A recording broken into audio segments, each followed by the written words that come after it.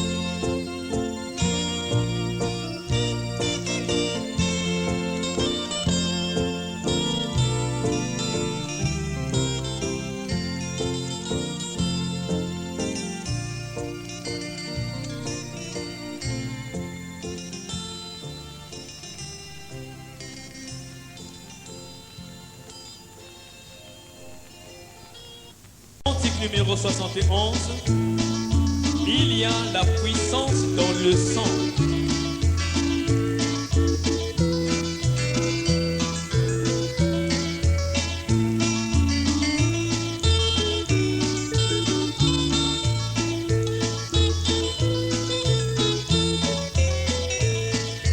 Veux-tu briser tes fardeaux de péché? La force est dans le sang, la force est dans le sang. Veux-tu avoir la victoire sur le mal?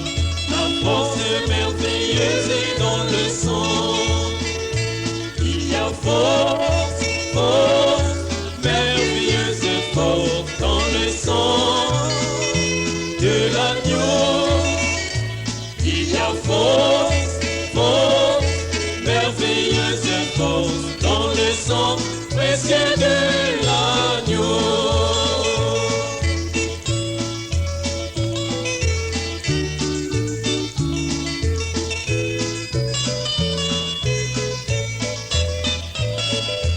Veux-tu être blanc, plus blanc que neige? La force est dans le sang, la force est dans le sang. Les souillures du péché y sont lavées. La force merveilleuse est dans le sang. Il y a force, force, merveilleuse force dans le sang de l'agneau. Il y a force, force, merveilleuse force dans le sang précieux de l'agneau.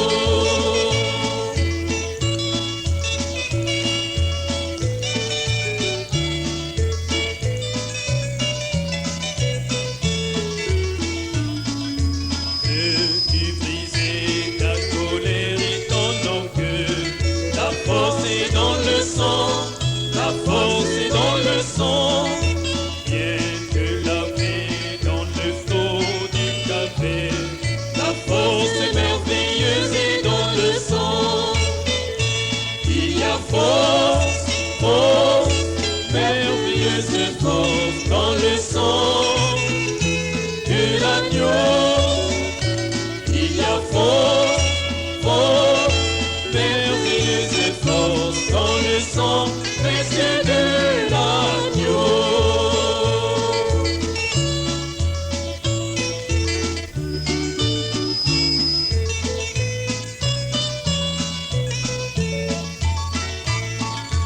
Veux-tu rendre service à Jésus-Christ? La force est dans le sang, la force est dans le sang. Veux-tu vivre et chanter ses louanges? La force merveilleuse est dans le sang. Il y a force, force, merveilleuse force dans le sang de l'agneau. Il y a force, force, merveilleuse force dans le sang précieux de l'agneau. Il y a force, force, merveilleuse force dans le sang de l'agneau. Il y a force, force, merveilleuse force dans le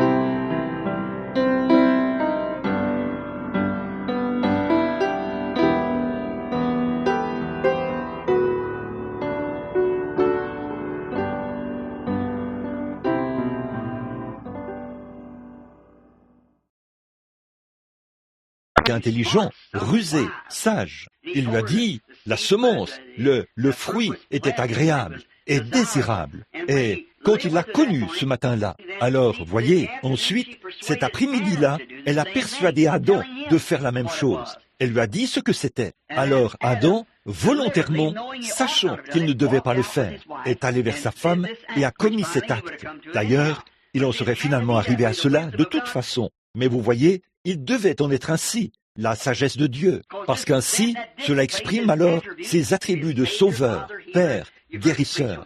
Vous m'avez entendu prêcher là-dessus, voyez. Maintenant, si cela n'était pas arrivé, il leur a donné le libre arbitre pour les laisser agir à leur guise. Il ne pouvait pas faire en sorte qu'ils le fassent, puis demeurer juste. Mais il pouvait les rendre égaux à lui, leur donner le libre arbitre, et ensuite les laisser eux-mêmes le faire. Et ils savaient qu'ils allaient le faire. Alors, voyez-vous, et là, quand Adam l'a connue, elle a donné naissance à des jumeaux. L'un d'eux était de Satan, et l'un d'eux était d'Adam, qui était de Dieu, Caïn et Abel. Et cela se produit. Nous avons un cas à Tucson maintenant. Une femme blanche a connu son mari le matin, et dans l'après-midi, elle a connu un homme noir. Et l'un des petits garçons, deux petits garçons sont nés. L'un d'eux était un petit noir, à tête frisée, et l'autre un enfant blond, très mignon. Et pensez-y maintenant, elle essayait de convaincre le père blond de prendre soin des deux enfants. Il a dit, je vais m'occuper du mien, mais pas du sien, que l'homme noir prenne soin de son propre enfant. Alors, voyez-vous, c'est vrai, il y a toujours des jumeaux, et c'est la raison. N'oubliez pas ceci, petit troupeau, l'Église, dans les derniers jours, ce sera des jumeaux, tellement proches que cela séduirait les élus. Matthieu 24, 24, voyez, l'Église va, c'est un mouvement pentecôtiste. Cela ressemble tellement à la chose véritable que ça séduirait même les élus si c'était possible. Et un peu plus tard, si j'ai la possibilité de le faire, je veux expliquer que comment vient cette élection, voyez, cela les séduira, parce que c'est presque la même chose, voyez, simplement deux pères, c'est tout, la même mère, la même église, le même mouvement, la même chose. Le terrain d'ensemencement est le même, là où la parole tombe.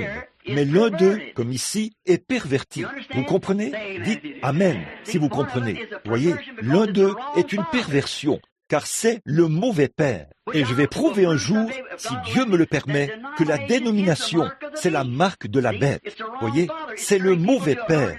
Il incite les gens à aller vers l'organisation plutôt que vers la parole. Voyez, c'est le mauvais père. C'est un mouvement de Caïn. Quand je rentrerai à la maison cette fois-ci, je vais prêcher sur le sujet la trace du serpent, la bête au commencement, la bête à la fin, et suivre sa trace d'un bout à l'autre de la Bible, et montrer son aboutissement. Voyez, et vous l'aurez tous par le moyen du téléphone, voyez-vous, si le Seigneur nous permet de le faire. Maintenant, regardez comme cet individu est rusé, comme il est exactement. Eh bien, ils sont comme Judas et Jésus, là, deux frères dans leur tribu, tout comme Ésaü et Jacob, et comme le corbeau et la colombe, perchés sur le même perchoir. Et tout est un jumeau dans ce grand combat que nous vivons. L'ennemi utilise la tromperie, comme il a fait avec Ève. Oh, Dieu a dit? Certainement, mais certainement. Voyez, essayons de raisonner la chose au-delà de ce que Dieu a dit à l'origine. Tu mourras. Il a dit, oui, Dieu a dit cela, mais certainement. Vous voyez ce qui est vaporisé là-dessus? Voyez, mais ce que Dieu dit, Dieu s'y tient. Il n'a pas besoin de l'aide de Satan. Il s'y tient. Alors, ne soyez jamais séduits par cela. Maintenant, nous remarquons que cela produit selon son espèce. Dans la Genèse, nous voyons là, après que ce poison de la connaissance a été vaporisé. Or, la science, c'est la connaissance. Et tout ce que nous entendons, c'est science, science, science, science. Le grand sujet à l'école. La science. Aujourd'hui, une meilleure automobile, un meilleur ceci, un meilleur foyer, une meilleure maison, un meilleur ceci, un meilleur cela. Qu'est-ce que nous faisons? Nous mourons constamment. Nous avons créé une automobile. Nous avons arrêté de marcher. Si nous arrêtons de marcher, nous deviendrons un amas de graisse. Eh bien, nous n'avons plus d'hommes. Nous avons des méduses. c'est vrai. Et la femme, tout ce qu'elle fait, elle met les vêtements là et appuie sur un bouton, et voilà. Alors que votre maman se rendait au ruisseau à pied, transportait l'eau, coupait du bois, et faisait bouillir l'eau dans une bouilloire quelque part. Et elle s'occupait des vêtements comme ça. Et nous sommes si mous, si on le faisait, ça nous tuerait. Mais nous n'y pouvons rien. C'est l'âge dans lequel nous vivons. Même la science dit maintenant ceci. Les petites filles arrivent à la ménopause, les jeunes femmes, entre 20 et 25 ans. Je les rencontre là, dans la ligne. Et les jeunes hommes arrivent à l'âge mûr, entre 20 et 25 ans. Ma mère, ma femme l'a eu entre 35 et 40 ans. Ma mère l'a eu entre 45 et 50 ans. Vous voyez la dégénérescence en ces derniers jours. Pourquoi nous travaillons davantage avec la science? Il y a 150 ans, le seul moyen pour l'homme de se déplacer, c'était à cheval ou à pied. Maintenant, il voyage en avion à réaction, presque par la pensée. Voyez, c'est la science qui l'a fait, et c'est du diable. Et là vous dites, c'est vrai, frère Branham? Oui, monsieur. Prenons maintenant Genèse 4. Puis Caïn s'éloigna de la face de l'Éternel. Maintenant, regardez la première chose qu'il a faite. Dites-le-moi, quand vous penserez en avoir assez ici, parce que je peux m'arrêter n'importe où ici. Voyez, Caïn s'éloigna de la face de l'Éternel. C'est là qu'il a commis son erreur. Et c'est là que vous commettrez une erreur. Et c'est là que je commettrai l'erreur. À l'instant même où nous nous éloignons de la face de Dieu. Caïn s'éloigna de la face de l'Éternel et habita dans la terre de Nod, à l'orient d'Éden. Vous voyez à quel point c'était religieux? Il est allé du côté de l'Orient, Caïn connut sa femme. Elle conçut et enfanta Enoch. Enoch bâtit ensuite une ville. Vous voyez, la civilisation. Il bâtit ensuite une ville et il donna à cette ville le nom de son fils, Enoch. Enoch engendra Irad. Irad en prit 2 femmes. Le nom de l'une était Ada et le nom de l'autre était Tsilla. Ada enfanta Jabal, et le père de ceux qui habitaient sous des tentes et qui possèdent des troupeaux. Le nom de son frère était Jubal, je crois Jubal. Il fut le père de ceux qui jouent de la harpe et du chalumeau. Voyez, la musique, la science, voyez, qui font leur entrée. Et Tsilla enfanta Tubal-Caïn, qui forgeait tous les INSTRUMENTS,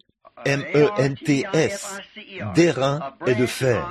Autrement dit, faire un moulage, les mélanger. La sœur de Tubal-Caïn, était Naama.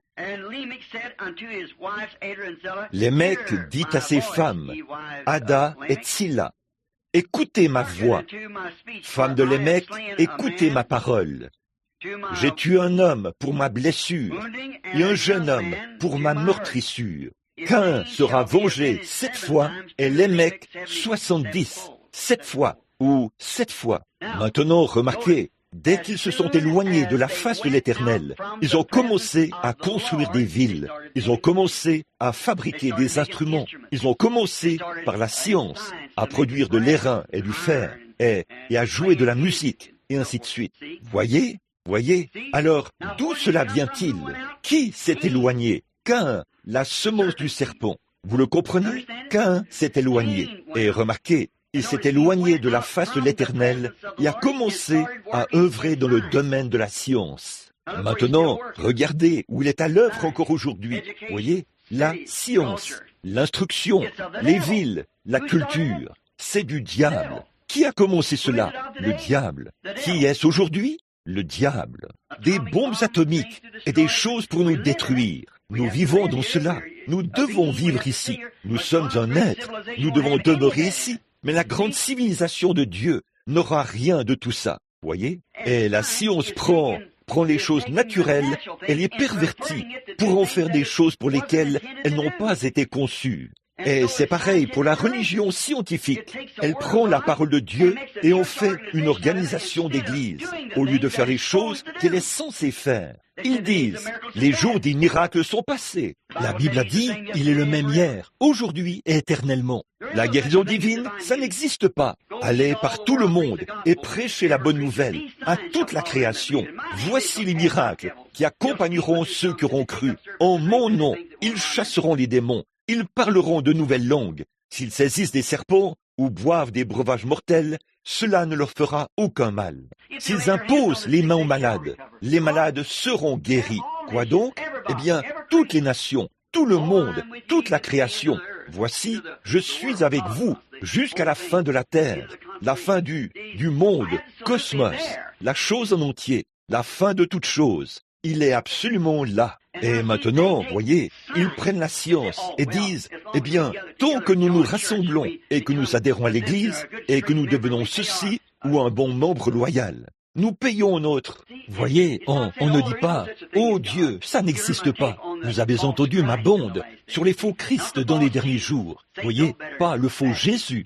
Satan avait plus de bon sens que cela, voyez, mais de faux Christ. Christ signifie le oint. Et ils sont effectivement oints. Oints de quoi? Du Saint-Esprit, pour accomplir des miracles et des prodiges. Et ils les accomplissent. Mais vous voyez, là où nous sommes maintenant, nous sommes dans le dernier âge. Pas là-bas dans l'âge pentecôtiste. Nous sommes ici dans le dernier âge. Et le premier âge commence avec la parole, qui était Christ. Et le dernier âge doit se terminer avec la parole, qui est Christ. Et ces autres choses, ces Baals et ainsi de suite, comme je l'expliquais, ce ne sont que des porteurs de la parole, pour accomplir son but jusqu'à ce qu'elle parvienne à la pleine stature, voyez, de ce qu'était le grain originel. Maintenant, le verset 25. Adam connut encore sa femme. Elle enfanta un fils. Elle l'appela du nom de Seth, car, dit-elle, Dieu m'a donné un autre fils à la place d'Abel que Caïn a tué. Seth eut aussi un fils, et il l'appela du nom d'Enoch. Et c'est alors que l'homme commença à invoquer le nom de l'Éternel. Vous voyez comment la semence de ce serpent a pris le sentier de la science, de l'instruction, des villes, de la musique et des grandes choses, l'instruction, la science, et ainsi de suite. Mais la semence du juste, qui était, voyez, Ève n'avait pas de semence. Vous le savez, la femme n'a pas de semence, la femelle. Elle a un ovule, mais pas de semence. Mais elle lui fut assignée une semence, voyez, assignée de la part de Dieu. Elle a reçu la semence. Et la grande semence, bien sûr, de la femme, c'est ce que Dieu a donné.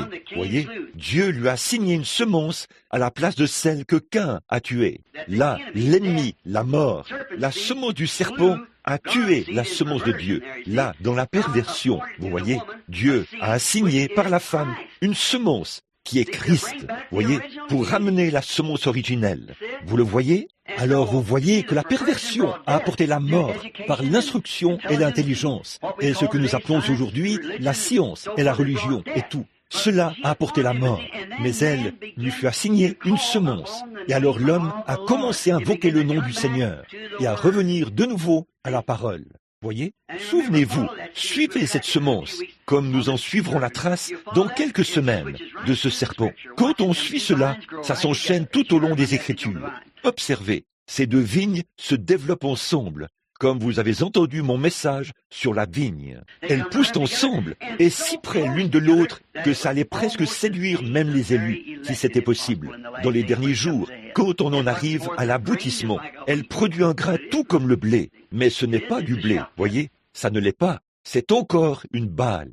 Maintenant, voyez là, la civilisation, l'instruction. Je crois que j'ai une dizaine d'autres passages des Écritures, voyez-vous, notez ici, mais je ne pense pas parcourir tout cela. Mais nous comprenons par ceci que l'instruction, la science et la civilisation, c'est du diable. C'est vrai, ce n'est pas de Dieu, c'est du diable. Maintenant, je ne dis pas que vous ne devriez pas avoir ces choses. Non, certainement pas. Un peu plus tard, nous allons le prouver, que Dieu, tout comme vous portez des vêtements, vous les femmes, nous les hommes, nous n'étions pas censés porter de vêtements au commencement. Mais voyez, étant donné que nous vivons dans cet âge-ci, nous en portons. nous devons porter des vêtements, voyez. Il nous a été ordonné de le faire. Nous devons les porter, mais au commencement, ce n'était pas nécessaire, voyez, parce que nous ne connaissions aucun péché. Mais maintenant, nous devons le faire. Puis, nous devons avoir des automobiles. Maintenant, nous devons aller à des endroits et faire des visites, et tout en automobile, par la science, et ainsi de suite. Mais ce n'est pas de Dieu. Ce n'est pas de Dieu. Les études, mais elles sont la forme d'instruction, de civilisation et de science de Dieu. C'est dans son état originel, voyez.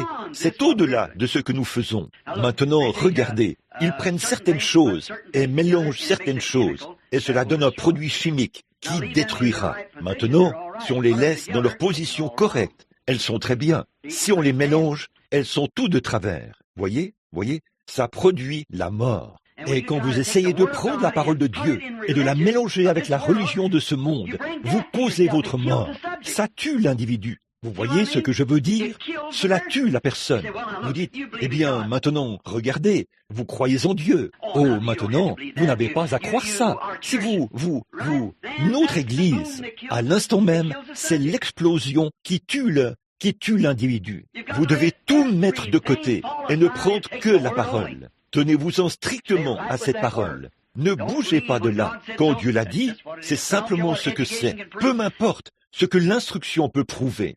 Du temps de Noé, il pouvait prouver qu'il n'y avait pas d'eau là-haut dans le ciel. Mais Dieu a dit qu'il en tomberait. Et c'est arrivé. C'est vrai. Aujourd'hui, ils disent, il n'y a pas de feu là-haut qui puisse tomber. Mais vous le verrez tomber un jour. Ah oui. Comment allons-nous faire ceci et faire cela? Regardez Dieu le faire. Il le fera. Il a dit que ça arriverait. Et cette semence prendra racine quelque part.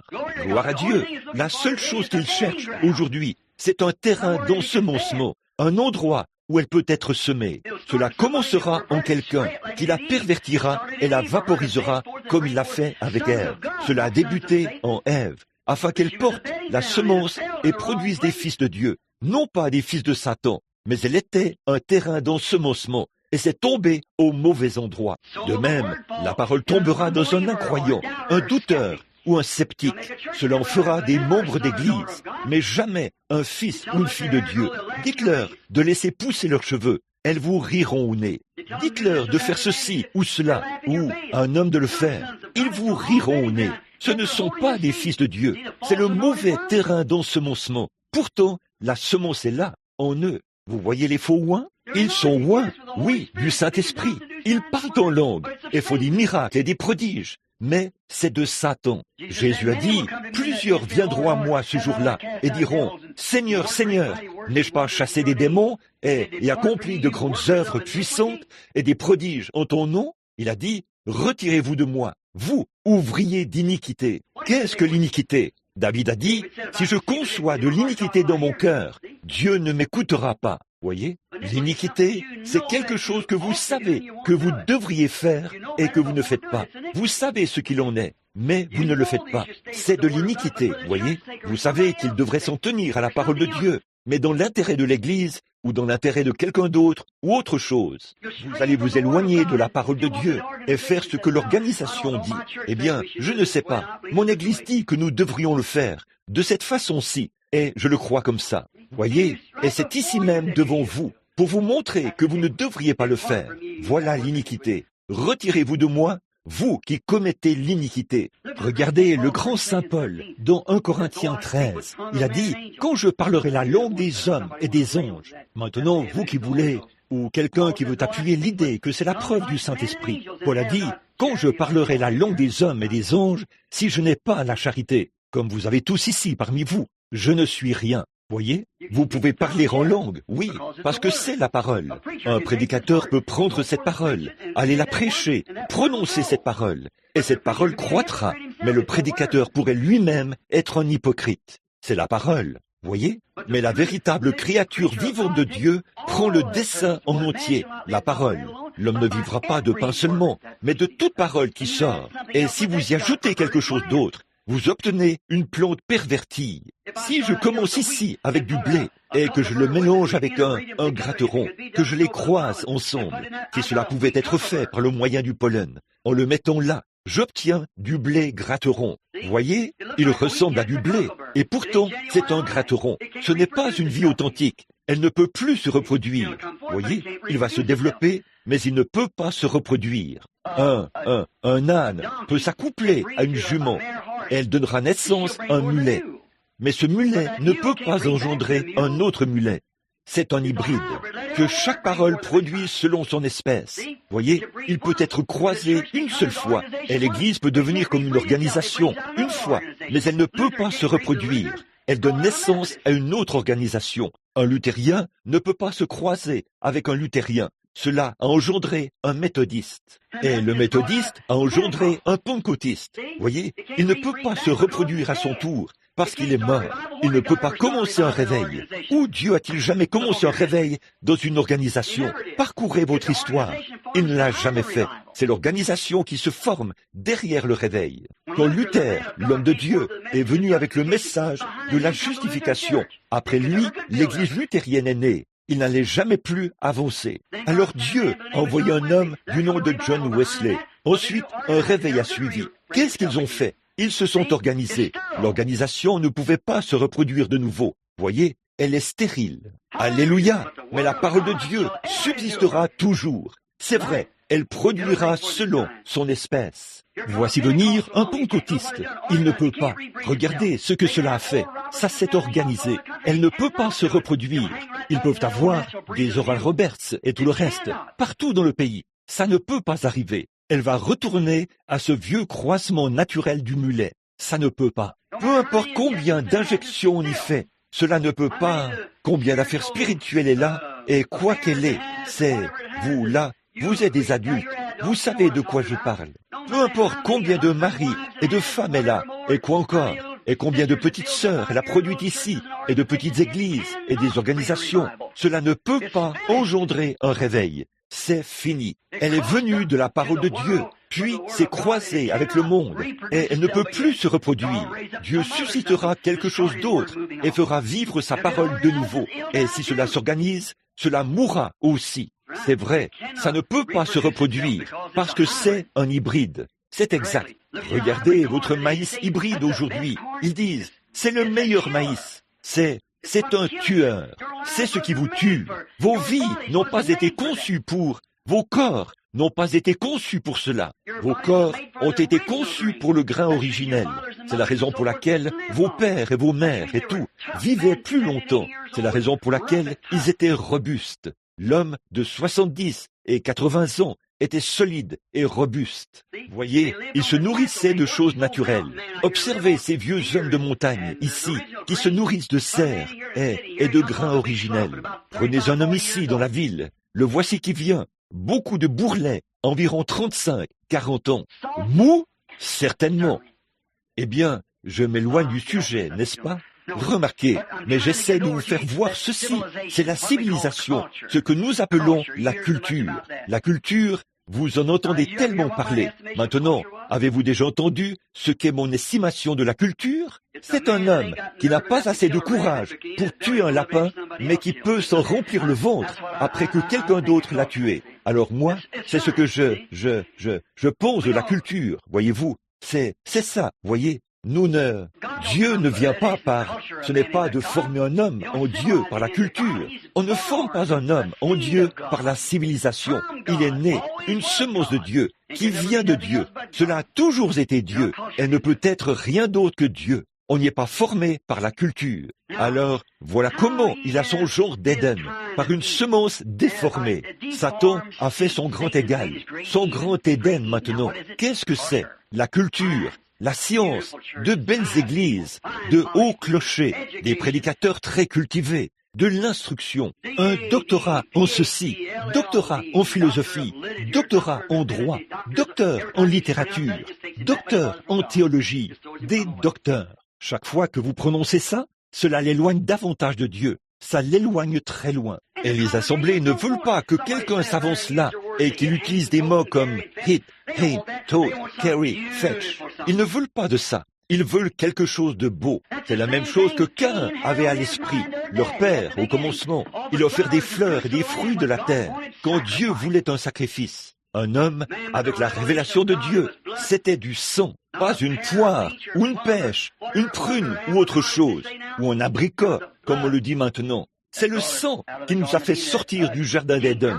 Un sang dégradé. Une femme qui a laissé la semence de la mauvaise personne être semée dans son sein. Et c'est là que cela a commencé. Maintenant, nous voyons, pour prouver que le message est opportun, ce dont je vous parle, pour le prouver, observez aujourd'hui un jour d'hybridation. Ils essaient de produire une espèce plus jolie. Observez l'hybridation. Observez la vie végétale. Ici, l'été dernier, c'était cet été-ci plutôt, j'avais une petite fleur sauvage. Quelqu'un me montrait ça là-bas il y a quelques minutes. Ça me vient à l'esprit. Une petite fleur sauvage que j'avais dans la terre, là. Je devais arroser cette chose 2 fois par jour pour la garder en vie. C'était une hybride. Elle provenait d'une autre sorte de petite fleur jaune qui avait été croisée avec autre chose pour produire cette fleur-ci. Mais cette petite fleur-là se tenait bien droite là-bas, alors qu'on pourrait creuser le sol à une profondeur de 3 mètres sans trouver assez d'humidité pour cracher. Voyez, elle vivait simplement dans la poussière. Elle était tout aussi jolie et n'avait pas besoin d'être arrosée. Elle était l'original. Elle n'était pas une hybride. Elle n'avait été croisée avec rien. C'était une fleur authentique. Et l'autre avait été croisée avec quelque chose. Il fallait l'arroser, la chouchouter et la dorloter. Voyez, celle-ci, ce n'était pas nécessaire. Aucune bestiole ne s'y posait. Nous devons la vaporiser et tout le reste pour en éloigner les mouches, les moucherons et tout, pour les garder éloignés. Si vous ne le faites pas, cela la tuerait. Vous n'avez pas un moucheron, ne s'approcherait pas de celle-là. Oh, c'est un vrai chrétien authentique, né de nouveau. Vous pourriez le tenter avec tout ce que vous voulez. Il est toujours un chrétien. Tentez-la où vous voulez. Elle est toujours une chrétienne. Une petite demoiselle d'un des groupes de frères ici, des vôtres. Leur église m'a écrit une lettre l'autre jour. Cela disait, « Papa ne veut pas que j'aille au baseball ou à une partie de basketball, frère Branham. Nous croyons, elle a dit, elle avait 12 ans, et a dit, frère Branham, nous croyons que vous avez la parole du Seigneur. Dans ce que vous nous dites maintenant, elle a dit, je pense que papa a tort. Mais a-t-elle dit, ce que vous direz, je le croirai. Maintenant, cette charmante petite fille, voyez? Donc, je me suis dit, eh bien, j'ai dit, chérie, écoute, si tu es chrétienne partout. Peu importe où tu te trouves, tu es toujours une chrétienne. Mais, ai-je dit, tu vois, sur le terrain de basketball, ce à quoi papa pense, c'est que tu vas entendre ces jeunes jurer et se conduire mal comme ça. Je crois quand même que tu serais une chrétienne. Mais vois-tu, papa a plus d'expérience que toi dans cette vie, tu vois. Puis j'ai dit, maintenant, tu as 12 ans et tu as dit que tu avais une petite sœur de 4 ans. Bon, elle veut que tu découpes des poupées de papier. Oh, voyons, je n'ai pas le temps de découper des poupées de papier, tu vois. Tu es plus avancé que ta petite sœur. Maintenant, c'est là que l'Église devrait être aujourd'hui, plus avancée dans la parole de Dieu. Pas des méthodistes, baptistes, pentecôtistes, presbytériens, mais avancée dans la parole, devenir des fils et des filles de Dieu. Oui, très bien, très bien.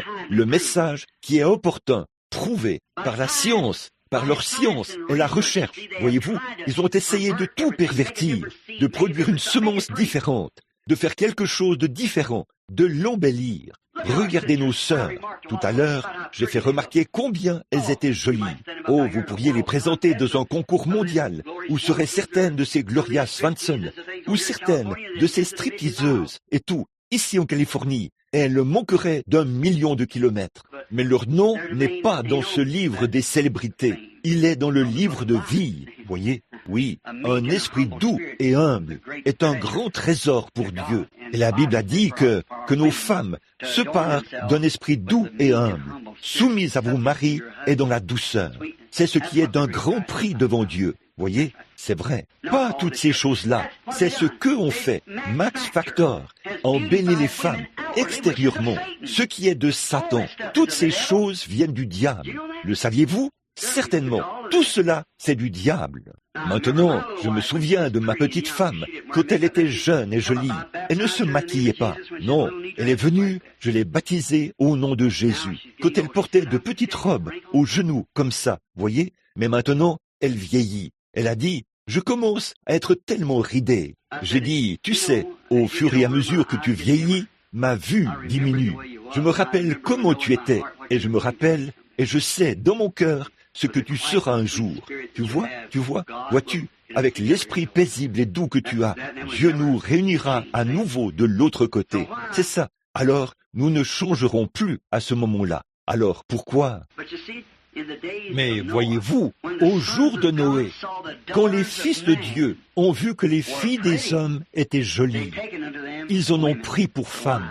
Voyez, les fils de Dieu ont vu les filles des hommes, parce qu'elles étaient sexy et habillées comme ça. Ils ont convoité ces femmes et ils sont allés vers elles. Voyez, je suis reconnaissant que vous, fils de Dieu, ayez regardé au-delà de cela. Voyez, la manière dont les femmes se comportent. Voyez, mais qu'est-ce que c'est? Tout est joli, c'est une hybridation. Prenez certaines d'entre elles, lavez-leur le visage. Elles, vous ne sauriez pas ce que vous obtiendriez. Voyez, c'est vrai. Peut-être un tempérament assez colérique pour affronter une scie circulaire, est méchante, est vile, dépravée, qui sort avec d'autres hommes. Peu m'importe ce que ma femme, je respecte la loyauté chez une femme. Quand j'étais un petit garçon, je disais toujours, si une femme noire voulait être loyale, je verserais la dernière goutte de mon sang pour la garder ainsi. Voyez, je respecte ce qui est juste, la chose juste. J'ai essayé de vivre d'après cela toute ma vie. J'étais jeune alors. Maintenant, je suis vieux. Mon point de vue n'a pas du tout changé. Voyez, la science, de la même manière qu'avec Ève, il a aussi fait à l'Église, il l'a pervertie. Il a exécuté ses plans aujourd'hui par son Église hybride, par son Éden moderne que nous avons aujourd'hui. Nous vivons dans un Éden scientifique, l'Éden de Satan, un Éden scientifique. Si vous voulez le prendre, dans Ésaïe 14, 12, je vais vous le citer, si vous le voulez. Si vous voulez, verset 12, dans le chapitre 14, Satan se dit en lui-même, je m'élèverai au-dessus du Très-Haut. Il aurait un royaume dans lequel même les fils de Dieu l'adoreraient. Et c'est exactement ce qu'il a fait. Il l'a fait par l'Église, la religion, comme il l'a fait au commencement, par la religion. Il l'a fait aussi, comme le prophète Paul l'a vu, dans 2 Thessaloniciens, au chapitre 2, il aboutit en est le grand Éden scientifique de ce jour-ci, en science, en instruction et en civilisation. Et il a fait, et finalement cela aboutira dans le conseil œcuménique, où toutes les églises devront s'incliner devant lui. Vous voyez ce que c'est?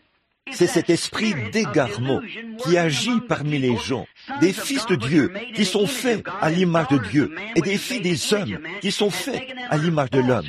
Il les a piégés par la tromperie, comme il l'a fait avec Ève. Il s'est établi lui-même grâce à ses propres machinations de science, d'instruction et de culture, au point qu'il s'est formé lui-même un Éden moderne, scientifique et de mort. Alors que Dieu, par sa parole, a parlé et il avait un Éden sans mortalité, sans science, sans instruction, comme nous en avons aujourd'hui, et sans civilisation. Vous le voyez maintenant? Vous le comprenez? Voyez, maintenant, il a son Éden.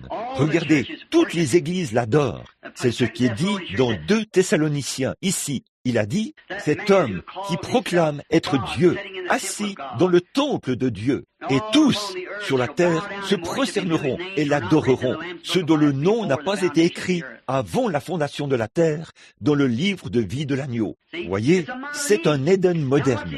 Eh bien, qu'est-ce qu'il fait? Il se déplace. Rome, là, son dernier grand Éden. Vous avez vu que ce pape est venu ici l'autre jour. Avez-vous remarqué toutes ces choses relatives au nombre 13 qui sont arrivées alors? Il a prononcé 13 mots. Ils étaient 13 à prendre la communion. Il a parlé au stade Yankee, ce qui est 13. Tout était 13. Et le nombre de notre nation est 13. Elle apparaît dans le chapitre 13 de l'Apocalypse. 13 rayures, 13 étoiles, 13 lignes, 13 chiffres sur les pièces de monnaie, 13 étoiles sur la pièce de monnaie. Tout est 13. Une femme. Voilà le pape, la tête pour la femme, le faux antichrist pour la fausse épouse, de la science. C'est là que notre monde oriental américain ou notre monde occidental a tenu le premier rang mondial pour la science. Il vient vers elle dans son église scientifique et maintenant tous les protestants s'inclinent devant lui. Voyez, 13. Vous le voyez? Tout est en 13. Notre nation entière, tout le reste, c'est 13. Un monde de femmes. Voyez, nous y voici, nous l'avons. Il s'est transformé en un monde de la femme dans le jardin d'Éden. Mais ce sera le monde de Dieu un jour. Maintenant, observez. Là, ces prophètes et ces choses l'ont tous y annoncé d'avance. Et maintenant, tout est redevenu comme ça l'était avant que Dieu se déplace au-dessus de la terre. C'est devenu un chaos spirituel. Ça l'est certainement. Ici, remarquez que le second Éden représente un type du premier, pour séduire, presque pour avoir les élus. Observez cela maintenant. Je vais faire une comparaison ici pendant quelques minutes. Maintenant, je vais devoir m'arrêter parce qu'il est 11 heures. Mais écoutez, ces deux Éden, combien cet Éden-ci a essayé de devenir une représentation, tout comme Satan l'a fait au commencement avec Ève, dans le véritable Éden, du premier Éden. Observez les deux, présentés maintenant dans un type. Voyez, nous l'avons saisi. Tout le monde comprend clairement maintenant. Un Éden scientifique dans lequel nous vivons. Voyez, or, ce n'était pas l'Éden de Dieu. L'Éden de Dieu ne vient pas par la science, par l'instruction ou la culture. Il vient par la parole. Voyez, appelons toutes ces choses comme si elles n'étaient pas. Et remarquez, dans le jardin d'Éden, comparons-les juste un peu. Remarquez maintenant, l'homme et sa femme, le chef dans le jardin d'Éden, les deux étaient nus et ne le savaient pas. Pas vrai? Dans l'Éden de Dieu, les deux étaient nus et ne le savaient pas. Maintenant, ils sont de nouveau nus et ne le savent pas. Apocalypse 3, l'âge de l'église de Laodicée. Parce que tu es nu, misérable, pauvre, malheureux, aveugle, et tu ne le sais pas. Or, dans l'Éden de Dieu, ils étaient nus et ne le savaient pas. Et maintenant, dans l'Éden de Satan, qui est par la science et l'instruction, ils sont nus de nouveau et ne le savent pas. Quelle perversion! Regardez aujourd'hui, regardez l'homme qui essaie de porter les sous-vêtements de sa femme, et elle essaie de porter ses vêtements à lui. Et il essaie de laisser pousser ses cheveux comme elle. Elle coupe ses cheveux comme lui. Oh, oh, oh là là. L'homme essaie d'être une femme. La femme essaie d'être un homme. Une perversion. C'est la même chose que l'Église fait. La même chose. L'âge de Laodicée. Observez. La raison pour laquelle ils ne savaient pas qu'ils étaient nus au commencement, c'est qu'il y avait un Saint-Esprit qui voilait leur nudité. Ils ne le savaient pas. Le Saint-Esprit était sur leurs yeux. Ils voyaient seulement que c'était leurs frères et leurs sœurs. Voyez, les lois, ils ne savaient pas qu'ils étaient nus. Le Saint-Esprit. Maintenant, l'esprit d'impiété, d'impureté et de convoitise les a voilés. L'instruction, la science. Eh bien, c'est scientifique. Portez des shorts, c'est plus frais. Les Indiens vous enseigneraient mieux que ça. Ils s'enveloppent dans une couverture afin d'être climatisés, voyez, et la portent sur eux. Vous voyez, l'instruction les a complètement amenés à un jour, la chose même qui, d'après eux, les a conduits à la culture et à la civilisation, les a ramenés dans l'ignorance, pire qu'ils l'étaient au commencement. Les études, l'instruction. Regardez les écoles. Regardez ces garçons là-bas, à l'université, l'autre soir. Combien de bébés sont nés de ces jeunes femmes là-bas, de ces jeunes femmes à l'université chaque année? Pensez-y. Vous dites, ce n'est rien d'autre que de la racaille. Et ces garçons, qu'ils appellent les 21 joyaux, qui mettent du rouge à lèvres, et les cheveux avec une frange, enroulés sur des bigoudis, qui pondent là. C'est ce qu'ils disent. Sales jusqu'au cou, souillés. Vous dites, eh bien, ce n'est rien d'autre que de la racaille. Vraiment, ce sont des étudiants de l'université. Ils ont eu une grosse beuverie l'autre soir et ils ne savaient pas quoi faire. Alors, pour avoir du plaisir, boire et commettre l'adultère et tout ça, ce n'était pas assez pour eux. Ils ont cassé les bouteilles, ont couru jusqu'à la porte des femmes et ont frappé à la porte. Ils sont venus, les ont frappés au visage. Ils ont complètement arraché un des yeux d'une fille et beaucoup sont défigurés à vie. Vous pensez qu'ils laisseraient ça s'ébruiter? Non. 2 de leurs garçons se promenaient en voiture dans la rue et 2 jeunes femmes mariées étaient assises sur les marches et ils ont insulté les femmes. Les policiers les ont ramassés et les ont mis en prison. Le doyen est descendu là et c'est l'université qui soutient l'économie là-bas. Ce sont les seuls emplois qu'ils ont là. Il a dit, ce sont mes enfants, relâchez-les. Ils les ont relâchés. Voilà, c'est ça, la civilisation. L'instruction, ça conduit à la mort, au chaos et en enfer. N'écoutez pas ce genre de choses-là. Maintenant, remarquez, Ève n'avait jeté qu'un petit coup d'œil pour voir ce à quoi ressemblait le monde. Vous savez, bien des fois, nous devons juste mettre un peu de ceci. Ou bien, vous savez ce que je veux dire, on veut simplement jeter un petit coup d'œil pour voir. Maintenant, dans Jean, ou 1 Jean 2,15, Dieu a dit, si vous aimez le monde, ou même l'amour du monde, l'amour de Dieu n'est même pas en vous. Les choses qui sont là-dehors sont mortes. Vous êtes circoncis, retranchés de ces choses. Vous ne voulez pas des choses du monde. Vous êtes morts à cela. Elles sont mortes. Vous ne voulez rien de mort. C'est pourri. Ça sent mauvais. Comment un être vivant pourrait-il vouloir quelque chose de souillé comme ça? Voyez, vous êtes vivant en Christ. La parole vous rend vivant. Oh, que je pense à ce jour où nous vivons, ce qu'on appelle l'instruction. Vous ne pouvez même pas aller à la chaire, à moins d'avoir un doctorat et tout ça. Cela me rappelle un aumônier, une fois, qui sortait de l'armée. Il a dit, frère Branham, c'était juste après la Première Guerre mondiale. A-t-il dit? A dit l'aumônier. Un sergent est venu et m'a dit, aumônier, vous voulez venir avec moi au champ de bataille, sur l'Argonne, là-bas, près de la Salle, Lorraine, en France. Vous savez, et il a dit, je suis parti vers la forêt d'Argonne. Puis il a dit, il prenait en note le nombre de tanks qu'on avait fait exploser. Et il a dit, c'était un matin de Pâques. Il a dit, je venais de traverser, je marchais là avec une infirmière. Elle donnait à ces jeunes hommes blessés une rose américaine. Vous savez, celle que les Américains connaissaient. Ces garçons ont saisi cette rose et se sont mis à crier et à pleurer parce qu'ils savaient qu'elle venait de leur patrie. Voyez? Cela venait de leur patrie. Et c'est ainsi que je pense que nous faisons avec la parole. Voyez, nous la saisissons. Oh Dieu, elle vient de notre patrie. Voyez, il a dit, je me sentais vraiment touché dans mon cœur. Il a dit, je suis allé là-bas et j'ai dit, et le capitaine est sorti pour compter le nombre de tanks qui avaient été détruits et des choses comme ça. Il a dit, le Saint-Esprit a dit, va vers ce petit rocher.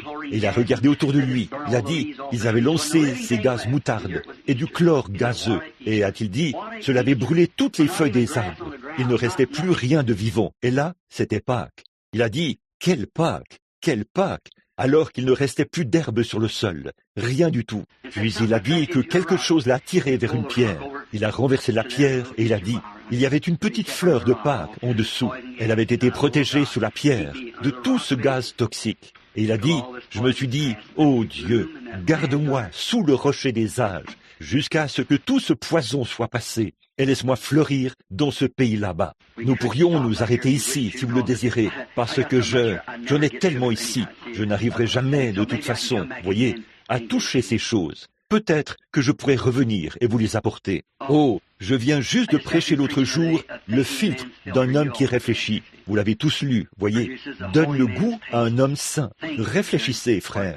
Quoi que vous fassiez, réfléchissez. C'est là, dans Éphésiens 5, 26. Nous avions parlé du mot prédestiné. Voyez-vous, bon nombre d'entre eux s'achoppent à cela. C'est la parole de Dieu. Ils l'utilisent, car nous sommes prédestinés par la parole de Dieu. Et ça, en cela, quand on est prédestiné, eh bien, cela doit arriver, parce que Dieu vous a choisi, parce que dès le commencement, il savait ce que vous feriez.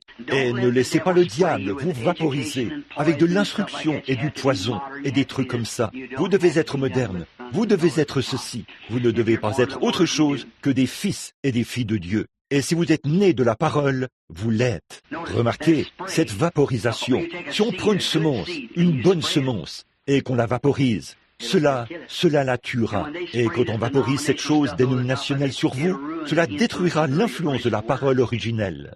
Si on vous dit, tu dois faire ceci, eh bien, les autres filles le font, les autres hommes le font. Ne croyez pas ça. Ça détruira l'influence que la parole de Dieu a sur vous. Vous le savez. Notre texte dit, ne vous conformez pas, vaporisez, mais soyez transformés. La semence qui est en vous. Les gens d'aujourd'hui agissent comme s'ils ne croyaient même pas qu'il y a un Dieu. Le saviez-vous? Ils agissent comme ça. Maintenant, je ne veux pas les appeler des insensés, mais ils agissent comme tels. Car dans Psaume 14:1, il est dit, l'insensé dit en son cœur, il n'y a point de Dieu. Vous ne devriez traiter personne d'insensé, mais ils agissent certainement comme s'ils le sont, parce ils agissent comme s'il n'y avait pas de Dieu. Ils ignorent simplement cette parole. Regardez, l'autre jour, ils m'ont appelé dans la pièce pour regarder Billy Paul, je crois, où certains d'entre eux avaient dit qu'il y avait un programme religieux à la télévision. Nous n'avons pas de télévision.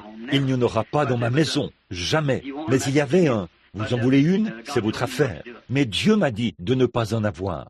Et quand nous sommes allés habiter là, je louais de cette charmante sœur là-bas. Elle avait une télévision parce qu'il devait en avoir une pour qu'elle puisse louer sa maison. Et je les ai laissés regarder un programme religieux. Donc ils m'ont appelé et ont dit qu'on y chantait des chants évangéliques. Vous parlez d'une bande de Ricky qui agissait comme il le faisait là. Il se donne le nom de chanteur de chants évangéliques. C'était jeter le discrédit sur Jésus-Christ, de voir la façon dont il se comportait. Il se remuait, et ses coupes de cheveux à la Ricky et tout. Vous savez, on aurait juste dit une parodie. Caïn était une personne comme ça, religieux dans ce qu'il faisait, certainement, mais il avait la mauvaise semence en lui, voyez. Donc, elle a produit la semence du serpent. Satan avait sifflé sur cette semence d'Éden, et c'est ce qui a produit un Caïn. Il y a mis son poison. Caïn, il connaissait la volonté parfaite de Dieu. Il connaissait la volonté parfaite de Dieu. Caïn la connaissait. Mais quoi? Il a refusé de la faire. Il a prouvé là qu'il était la semence du serpent. Quand il a vu la volonté parfaite de Dieu, il l'a refusé. Il avait vu Dieu confirmer le message d'Abel. Il savait que c'était la volonté de Dieu. Voyez, il a vu Dieu confirmer le message d'Abel. Et qu'est-ce que Dieu lui a dit? Il a dit, fais pareil, adore comme ton frère, et tu agiras bien. Mais voyez-vous, il a vu la volonté parfaite de Dieu, mais il n'en voulait pas. Voyez, il voulait y ajouter quelque chose. Et ces théologiens voient cette Bible, ils la lisent, mais ils ne veulent pas y obéir. Voyez, cela montre que c'est la semence du serpent. Ils l'ont vu être confirmée, et de manière si simple devant les gens. Mais il semble que c'est tellement difficile pour les gens de s'humilier devant la parole de Dieu. Ne trouvez-vous pas, lorsque vous toutes, les femmes, parlez à des filles de porter les cheveux longs, et qu'elles disent, « Pourquoi avez-vous les cheveux longs ?» Voyez, pourquoi portez-vous vos jupes si longues? Vous allez leur parler, et elles vous traitent plutôt froidement. N'est-ce pas? Vous voyez, elles savent que c'est la vérité. S'il y a un tant soit peu de dames en elles, voyez, elles savent que c'est la vérité. Mais voyez-vous, elles ne peuvent pas s'humilier pour le faire. Voyez-vous? Voilà. Voyez-vous comment Caïn a agi? Il ne pouvait pas s'humilier devant la parole de Dieu confirmée. Il ne pouvait pas le faire. Oh, même les pentecôtistes disent, « Gloire à Dieu, alléluia, je coupe mes cheveux et je parle en langue. » Cela montre bien qu'il y a quelque chose qui ne va pas. Voyez, la semence produit quelque chose de différent. Une semence ne le peut pas. Une semence de Dieu ne peut pas produire une femme aux cheveux coupés. Cette semence ne peut pas le faire. C'est impossible, parce que la Bible dit, voyez, elle ne peut pas le faire. Non, monsieur. Maintenant, ça semble si difficile de s'humilier devant la parole de Dieu. Remarquez cela dans Genèse 4, 6 et 7, pour lire quelques versets ici. Fais comme Abel. Il a dit, si tu vois ce que ton frère, il a dit, vas-y et fais ce qu'Abel a fait. Rends le même genre de service qu'il a rendu et je te bénirai. Si tu ne le fais pas, le péché se couche à la porte. Or, le péché, c'est l'incrédulité. Si tu ne fais pas ce qu'Abel a fait, tu as vu que je l'ai confirmé et lui ai rendu justice. Eh bien, si tu ne le fais pas, cela montre que le péché, l'incrédulité, se couche à la porte. Voyez? Et aujourd'hui, il voit ce que Dieu confirme. Il voit ce que Dieu est en train de faire. Il voit toutes ces choses arriver. Ils sont au courant. Dieu montre ces signes là-haut dans le ciel et ici-bas sur la terre. Et toutes ces choses-là, ils voient ce qui se passe. Mais ils ne le feront pas. Voyez, Satan, la semence du serpent, intelligent, sorti des séminaires, instruit au plus haut point, chaque mot, chaque chose, ces gens se tiennent à la chair tout aussi correctement. Chaque mot doit être précis, la grammaire doit être parfaite, et tout doit être parfait. Voyez, bien sûr, ils ne peuvent pas s'humilier, un gars comme ça. Voyez, ils ne peuvent simplement pas le faire. Ils ne le font pas. Ils ne peuvent simplement pas le faire. Maintenant, sinon, le péché se couche à la porte. L'incrédulité se couche là. Alors, il est devenu volontairement désobéissant. Et quand vous savez faire ce qui est bien et ne le faites pas, vous commettez un péché. Si vous savez ce qui est juste et que vous ne le faites pas, voyez, alors il est devenu volontairement désobéissant après que la parole a été confirmée. Puis il a franchi la ligne de séparation. Alors, il est expulsé de l'Éden quand il l'a franchi. Il y a une ligne de laquelle vous pouvez vous approcher. Et si vous avancez plus loin, jusque de l'autre côté, vous êtes exclus. Vous savez cela, n'est-ce pas? Il y a une ligne. Si vous ne le croyez pas, lisez Hébreux 10, 26. C'est le verset dont je parlais, voyez-vous? Car si nous péchons volontairement, après avoir reçu la connaissance de la vérité, il ne reste plus de sacrifice pour le péché. C'est dans le Nouveau Testament, pas vrai? Si nous péchons volontairement, après avoir reçu la connaissance qui vous a été prêchée, qui vous a été lue, éprouvée, après que nous voyons la connaissance de la vérité, si vous allez de l'avant et ne croyez pas volontairement, il n'y a plus de sacrifice pour le péché, mais une attente terrible de l'ardeur d'un feu qui dévorera le rebelle. Pas vrai? Vous pourriez franchir cette ligne. C'est ce qu'ont fait les enfants d'Israël pendant leur voyage, leur traversée du désert. Israël a fait la même chose. Après qu'ils avaient entendu le message de Moïse et qu'ils l'avaient vu être confirmé, ils ont écouté un faux prophète qui a dit « Oh, mais voyons, les enfants, nous sommes tous les mêmes. Nous devrions nous marier entre nous et nous devrions faire ceci. » Alors que Moïse leur avait dit autre chose et qu'ils avaient vu Dieu confirmer cela. C'est que Balaam semble être un homme plus instruit que Moïse. Voyez, il venait d'une grande nation où il y avait des gens extraordinaires. Elles étaient bien organisées. Le pays de Moab, avec de puissantes armées, des choses extraordinaires que les gens de l'époque auraient certainement craintes. Et voilà un prophète qui se présente là. Un prophète, un oint, un faux oint. Voyez, il se présente devant un oint. Regardez comme c'est proche. Et il a enseigné le peuple. Et beaucoup de gens ont suivi ça. Ne l'oubliez jamais. Voyez, ils ont suivi quelque chose qui n'était pas la parole confirmée et prouvée. Ne laissez pas quelqu'un venir ici vous dire quelque chose d'autre. Regardez ce que Dieu confirme et prouve. Maintenant, si ces gens avaient regardé en arrière et dit « Moïse, Dieu est apparu dans les cieux, et l'homme, à sa parole, des puces, des mouches, des grenouilles ont été créées, et à sa parole, des ulcères et des maladies ont disparu. Il a ouvert la mer Rouge, et nous venons, et il nous a nourris de la manne du ciel. Oh, c'est notre prophète. Mais voici qu'un autre prophète se présente. Gloire à Dieu, moi aussi je suis prophète. Il dit, maintenant vous tous, je vais vous dire. Bon, maintenant vous savez, j'utilise une meilleure grammaire que Moïse. Et je suis comme ceci et comme cela, voyez, et ainsi de suite. Bien vite, ils s'y sont laissés prendre, et chacun d'eux a péri dans le désert. Pas un seul d'entre eux n'a vécu. Aucun. Ils ne seront pas au ciel. Aucun d'entre eux. Jésus a dit, ils ont dit, nos pères ont mangé la manne dans le désert. Voyez, les pentecôtistes, eh bien, voyez, ils avaient vraiment vécu toutes les expériences. Ils ont dit, nos pères ont mangé la manne dans le désert. Il a dit, et ils sont tous morts. La mort, c'est la séparation éternelle. Ils ne se relèveront jamais, bien qu'ils aient traversé toutes ces expériences. Au sens figuré, ils avaient parlé en langue, dansé par l'esprit et tout. Mais quand on est venu à la confrontation de la parole entre deux prophètes, l'un d'eux se tenait sur la parole et l'autre hors de la parole. Tous les deux des prophètes. Vous comprenez? Dites Amen. Un se tenait sur la parole et l'autre hors de la parole. Tous deux étaient prophètes. C'était prouvé qu'ils étaient prophètes. Mais un se tenait sur la parole. Voyez, les faux oints dans les derniers jours. Voyez, un des prophètes. Tous deux étaient prophètes. Un se tenait sur la parole et un confirmé par la parole et l'autre n'était pas confirmé par la parole. Caïn et Abel encore. Voyez les deux? Le faux et le vrai? Très bien. Mais chacun d'eux a pourri dans le désert et a péri. Leurs âmes sont mortes et finies. Et ils sont là, sur le sentier du devoir. Ils vont à l'église et font les choses mêmes que Dieu leur a ordonné de faire. Mais ils ont accepté un faux enseignant qui n'était pas confirmé par la parole et prouvé être juste. Pourtant, il était le docteur en théologie et tout ce que vous voulez qualifier comme étant un vrai prophète. Mais il n'était pas confirmé spirituellement par la parole et par les signes de Dieu. Et ils ont péri dans le désert. Des gens justes, honorables, religieux, qui sont morts et qui ne seront jamais au ciel. Vous voyez où nous devons marcher? Vous comprenez? Ne laissez pas cela vous glisser des mains. C'est pareil au temps où la semence parole de Noé a érigé une transformation qui a flotté de la terre vers le ciel. Cela semblait fou pour les gens d'avoir une petite croyance comme Noé avait. Et il leur a dit, ainsi dit le Seigneur, Dieu a parlé et la pluie viendra. La science et les gens instruits et religieux de ce jour-là disaient, regardez ce vieux charlatan, il vieillit. Il perd la raison. Voyez, Mais il avait raison, parce qu'il était un prophète confirmé. Et puis, à la fin, son message a été réellement confirmé. Qu'allait-il faire? Il a eu une transformation de la terre à la gloire, par une arche de la parole qu'il prêchait. Cela a été transformé.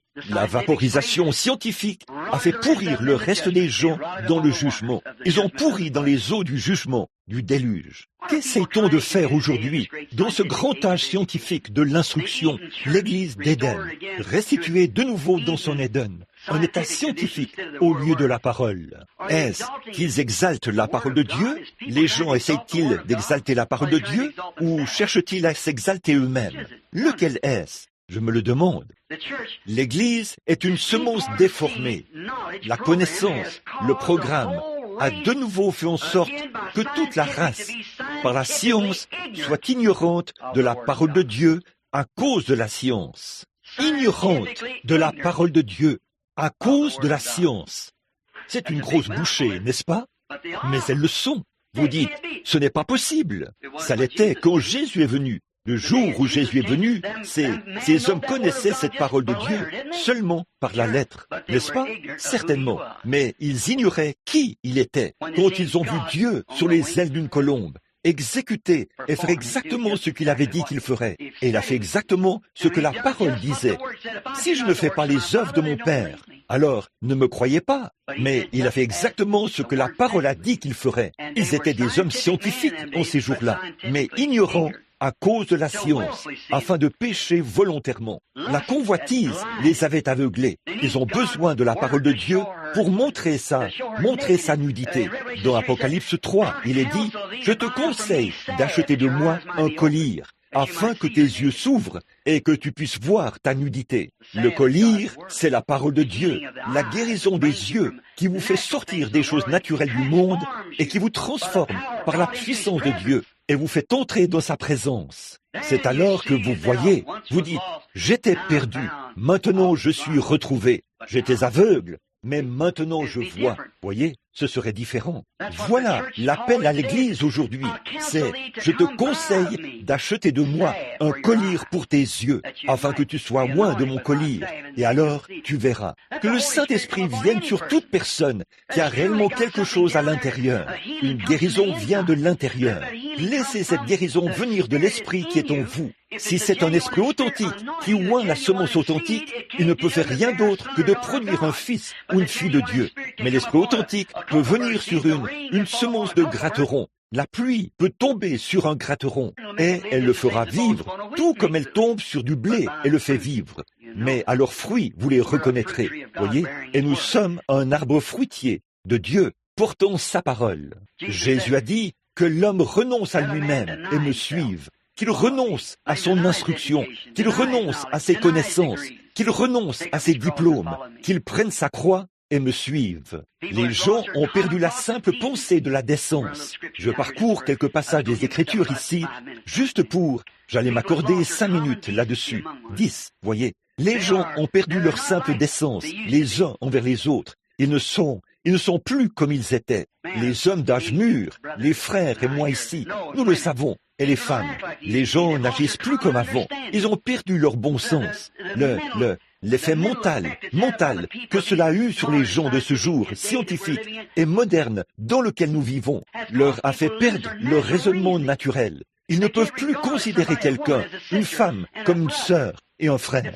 Leur pensée est sale. Dès qu'ils et les femmes s'habillent de façon si immorale pour sortir parmi les gens, elles disent « Je suis une femme bien ». Alors, pourquoi s'exhibe-t-elle ainsi? Elle est aveuglée. Eh bien, si l'une des sœurs ici, toute jeune, si votre mère ou ma mère avait marché dans la rue comme une de ces femmes, on l'aurait enfermée dans un asile d'aliénés, parce qu'elle n'aurait même plus assez de bon sens pour s'habiller. Eh bien, si c'était de la folie alors, c'est de la folie maintenant. C'est toujours le même genre de femmes, voyez, mais elles ont perdu toute leur décence, tout leur bon sens. Elles les ont perdus. Et avec la compréhension moderne, avec la culture et l'instruction, c'est meilleur pour la santé, comme ça. C'est le péché et la mort. Observez, elles ne sont plus comme elles étaient lorsque Et remarquez la vie dans l'Église. Autrefois, la vie dans l'Église, il y a longtemps, quand le prophète avait quelque chose à dire, ainsi dit le Seigneur, les gens réagissaient. Ils s'en tenaient strictement à cela. Ils réagissaient. Mais maintenant, je n'aime pas ce gars-là. Qu'on vote son renvoi. Voyez? Ah oui, voyez, ils n'ont plus d'intelligence. Les gens n'agissent plus par l'Esprit de Dieu. La parole de Dieu est son esprit, et sa parole vient à son prophète. Et la parole est censée vous transformer en vous détachant de ces choses du monde pour devenir à l'image des fils et des filles de Dieu. Et la parole ne peut venir que par ses prophètes, alors qu'ils parlent. Et ce devait être comparé avec la parole, et démontrer que c'était la parole. Alors, si vous acceptez cette parole, elle vous transformera d'un fils de Dieu, ou d'une fille, ou d'un fils du monde, d'une fille du monde, à un fils et à une fille de Dieu. Regardez-vous ici, combien a eu cette expérience? Chacun de nous avons eu cette expérience, parce que cela a été prononcé, cela a été cru, et la parole est venue et est tombée dans la terre du cœur. Et de là, elle a poussé, voyez? Vous transformons son sang.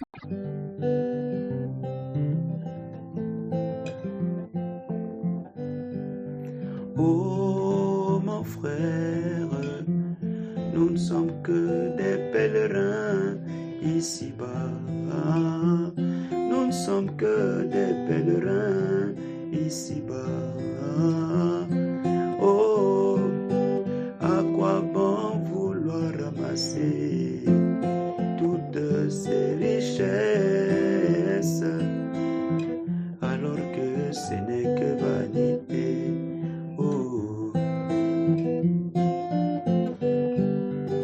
Oh mon frère, nous ne sommes que des pèlerins ici-bas. Nous ne sommes que des pèlerins ici-bas. Oh, à quoi bon vouloir ramasser toutes ces richesses alors que ce n'est que vanité.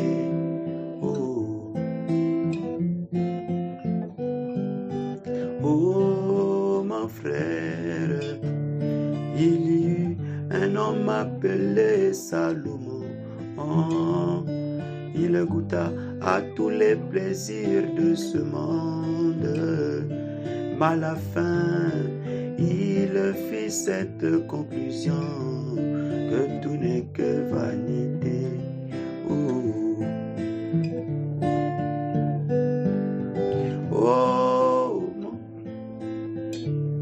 Il y eut un homme appelé Salomon. Il goûta à tous les plaisirs de ce monde. Mais à la fin, il fit cette conclusion que tout n'est que vanité. Oh, oh, oh, oh, mon frère, des pèlerins ici-bas. Nous ne sommes que des pèlerins sur cette terre difficile. Oh, à quoi bon vouloir ramasser toutes ces richesses alors que ce n'est que vanité. Oh, oh mon frère, nous ne sommes que des pèlerins ici-bas. Nous ne sommes que des pèlerins sur cette terre difficile. Oh, à quoi bon vouloir ramasser toutes ces richesses alors que ce n'est que vanité.